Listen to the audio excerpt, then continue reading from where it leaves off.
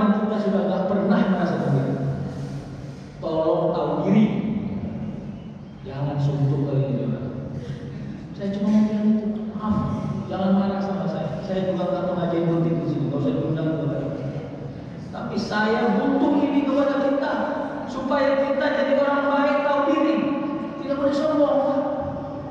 Jadi kalau kita bilang kita bersyukur pada sedekah, tengok orang yang kita sedekah itu dan dia masih gembira, sangka baik kepada Allah, mahal harganya. Dan itu yang mau kita rawat. Ya, jadi kalau kita membeli barang orang yang kadang-kadang tidak kita butuh, yang kita rawat itu bukan hatinya, tapi sangka baik dia kepada Allah. Kira-kira gini, ya Allah ya Tuhanku, masih ada orang yang mau beli barangku, berarti kau masih jaga rezekiku ya Allah. Alhamdulillah. Itu yang kita rawat. Kita nggak peduli sama orangnya, tapi bagaimana orangnya ini bisa merawat sangka baiknya kepada Allah, itu yang mahal. Nah inilah yang mau kita buat dalam kehidupan kita. Saya kira itulah dulu ya, tarsomoni dulu. Terima kasih ya. Mudah-mudahan manfaat. Kalau ada tanya jawab silakan. Wassalamualaikum warahmatullahi wabarakatuh. Silakan jika ada.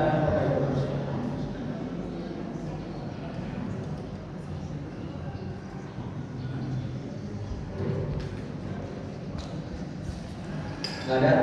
Ada. Oh ya, silakan. Terima kasih Ustaz.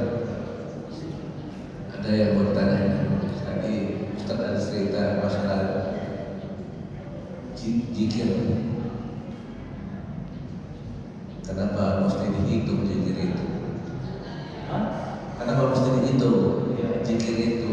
Pertanyaannya, kenapa kalau orang berzikir 33 kali? Satu, karena ya zikir ini mungkin baik. Malah ada di cerita itu ada seorang nabi mau dicabut namanya, jangan dulu dicabut, nanti nggak ada lagi orang mau berzikir. Dia berzikir nanti nggak ada lagi orang mau berzikir, sehingga ditunda kematiannya. Nah, itu yang pertanyaan. Terima kasih. Baik. Alhamdulillah.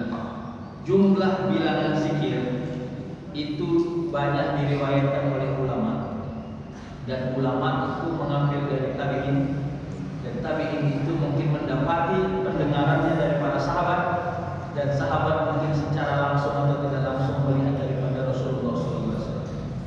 Samanya itu, Rasul itu setelah disyariahkannya sholat Mi'raj, salah satu sholat yang sunnah yang tidak ditinggalkan Rasul itu duha. Itu dalam beberapa riwayat ada, di dalam Al-Azkar juga ada disebut. Tapi Rasul itu tidak selalu melaksanakan duha di masjid, kadang di rumah, agar orang yang melihat, sahabat yang melihat tidak menyangka bahwa sholat duha itu wajib. Gitu kira-kira. Sama yang sikap. Lebih sering lagi riwayat yang menyebut Abu Bakar itu iktikaf di masjid pada subuh, ya, di Nabawi sekarang. Rasul kadang-kadang habis subuh. Kenapa Rasul tidak sama seperti Abu Bakar lebih sering beriktikaf dibanding? Karena Rasul kepada dirinya apapun yang dilakukannya akan menjadi hukum. Nanti juga kalau iktikaf Rasul setiap subuh, nanti dibilang pula wajib iktikaf pada subuh. Akhirnya, nah maka bilangan-bilangan zikir itu ikhtiarnya para ulama untuk menentukan, mengazamkan tujuan. Tapi bilangan ganjil itu memang Allah menyebut, Allah suka yang ganjil, dan Allah memberi jalan atau tujuan kepada sesuatu yang angkanya ganjil. Makanya 33. Nah, kenapa 33? Nanti kita baca hadisnya. Ada hadis yang menunjukkan seperti 33. Saya tidak ahli hadis, saya ahli filsafat.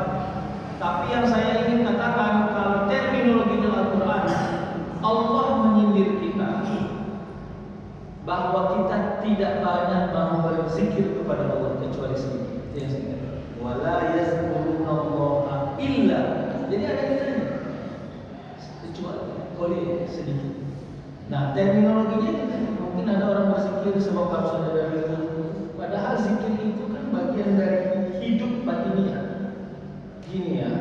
sejauh apapun seorang anak pergi merantau ke luar kota atau ke luar negeri, ikatan batinnya kepada ayah dan ibunya nggak akan pernah hilang. Saya mau bilang itu zikir anak kepada orang tua. Didoakannya ayah dan ibu sehat ayah itu. Jadi kalau kita membatasi zikir,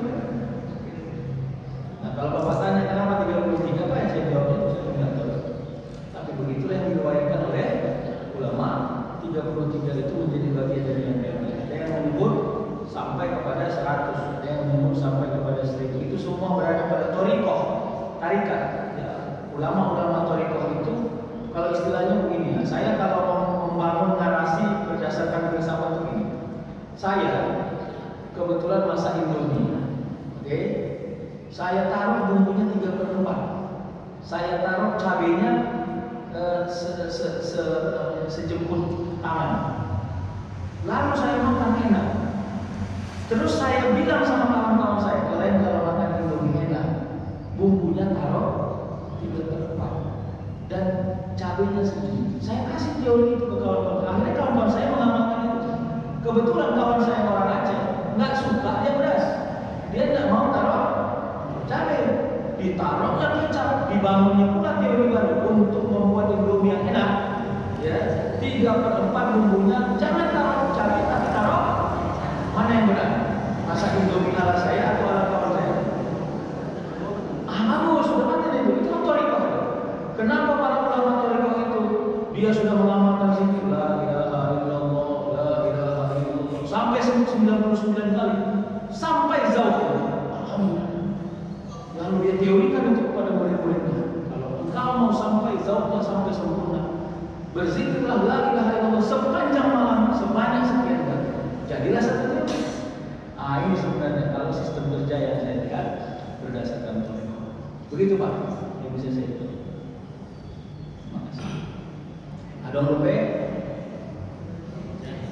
Silakan Pak.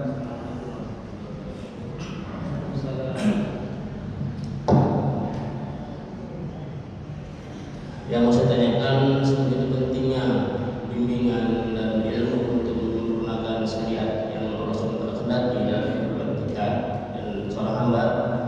Sekarang ini Allah SWT telah mencatat para anbiya dan rasul. Jadi peranan yang mau kita tanyakannya, apa hak daripada seorang yang mau belajar, yang mau mengetahui daripada kehendak agama itu sendiri, dan bagaimana juga hak seorang pembimbing itu untuk menggunakan daripada pembelajaran tersebut. Bagaimana hak pembimbing? Pembimbing sebenarnya bukan dalam diri sudah terlaksana, semenjak suatu sudah proses salam itu, sehingga para sahabat-sahabat itu berhasil dalam menggunakan hak dan kewajiban yang Allah SWT dalam hidup mereka. Seperti itu. Iya, memang begini dia. Ya, ini coba saya membangun intisari dari pertanyaan Bapak. Kita ini dikasih banyak, ambilnya sedikit. Paham ya? Dikasih banyak, ambilnya, atau dikasih yang sempurna, diambil yang nggak sempurna. Ada kue, ada bungkusnya, kita ambil